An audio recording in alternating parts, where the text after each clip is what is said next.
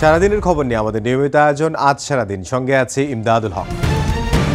গুম ও হত্যার আলাদা ৩ মামলায় ১৫ সেনা কর্মকর্তাকে কারাগারে পাঠিয়েছেন আন্তর্জাতিক অপরাধ ট্রাইব্যুনাল। তাদের নেওয়া হয়েছে সেনানিবাসের অস্থায়ী কারাগারে। এছাড়া পলাতক শেখ হাসিনা সহ ১৭ জনকে হাজির হতে পত্রিকায় বিজ্ঞপ্তি দেওয়ার নির্দেশ দেওয়া হয়েছে। আইনি প্রক্রিয়ায় সহায়তা করায় সেনাবাহিনী সহ সংশ্লিষ্টদের ধন্যবাদ জানিয়েছেন চিফ প্রসিকিউটর। আসামিপক্ষের দাবি, সবাই নিরপরাধ। এদিকে নানা আলোচনার পরও আসামিদের কাঠগড়ায় হাজির করায় সন্তোষ প্রকাশ করেছেন গুমের শিকার ভুক্তভোগীরা। গুম খুনে অভিযুক্ত সেনা কর্মকর্তাদের ট্রাইব্যুনালে হাজির করায় সেনা প্রধান সহ সংশ্লিষ্টদের প্রশংসা করেছেন আইন উপদেষ্টা আসিফ নজরুল। বলেন, তাদেরকে সাব জেলে রাখার বিষয়ে সিদ্ধান্তের এখতিয়ার স্বরাষ্ট্র মন্ত্রণালয়ের। দুপুরে সচিবালয় ব্রিফিংয়ে তিনি আরও বলেন, রাজনৈতিক দলগুলোর অনৈক্যের কারণেই ফেব্রুয়ারিতে নির্বাচন অনুষ্ঠান নিয়ে জনমনে সংশয় তৈরি হয়েছে। তবে জুলাই সনদ বাস্তবায়ন হলে কেটে যাবে সব সংশয়। জুলাই অগাস্টের মানবতা বিরোধী অপরাধের মামলায় শেখ হাসিনা ও আসাদুজ্জামান খান কামালের পক্ষে তৃতীয় দিনের যুক্তিতর্ক উপস্থাপন করেছেন রাষ্ট্রনিযুক্ত আইনজীবী।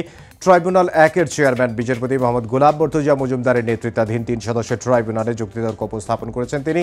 এদিন শুনানিতে আসামি থেকে রাজসাক্ষী হওয়া সাবেক আইজিপি চৌধুরী আবদুল্লাহ আল মামুনের স্বীকারোক্তিমূলক জবানবন্দি নিয়ে প্রশ্ন তোলেন তিনি। বলেন, সাবেক আইজিপি মামুনের জবানবন্দি আইনি প্রক্রিয়ায় নেওয়া হয়নি। এছাড়া শেখ হাসিনা ও কামালকে জড়িয়ে তার দেয়া বক্তব্য ভিত্তিহীন বলেও দাবি করেন স্টেট ডিফেন্স। রাষ্ট্রনিযুক্ত আইনজীবী আদালতকে বলেন, আন্দোলন দমনে মারণাস্ত্র ব্যবহারের কোনো নির্দেশনায় দেননি শেখ হাসিনা।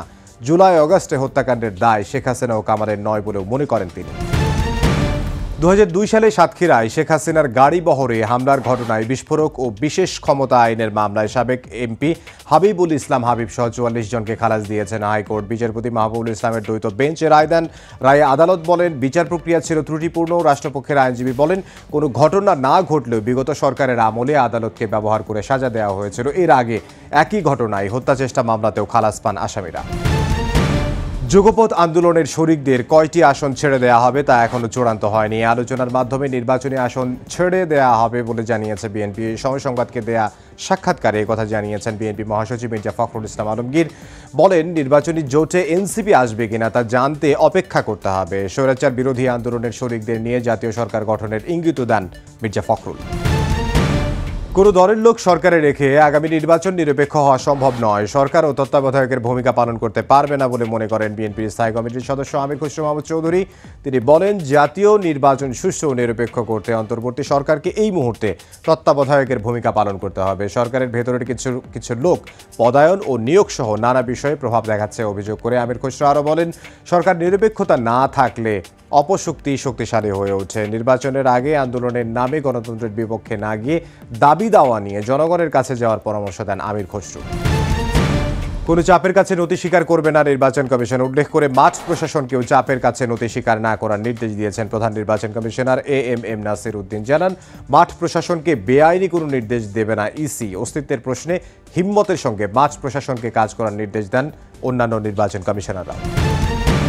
সহপাঠীকে শ্লীলতাহানি, সাইবার বোলিং ও ধর্মীয় অনুভূতিতে আঘাতের মামলায় বুয়েট শিক্ষার্থী শ্রীশান্ত রায়কে রিমান্ডে চায় পুলিশ। তবে তার বিরুদ্ধে ধর্ষণের অভিযোগের সত্যতা মেলেনি। এর আগে বিক্ষোভের মুখে অভিযুক্তকে সাময়িক বরখাস্ত করে বিশ্ববিদ্যালয় প্রশাসন। উত্তপ্ত পরিস্থিতিতে আজ কালের পরীক্ষায় স্থগিত করেছে কর্তৃপক্ষ।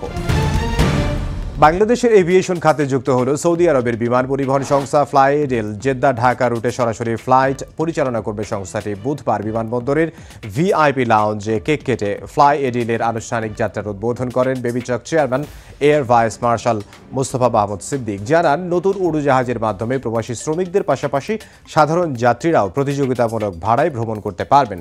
এ সময় ফ্লাই এডেল জানায়, প্রাথমিকভাবে জেদ্দা ঢাকা রুটে সপ্তাহে 2টি ফ্লাইট পরিচালনা করা হবে।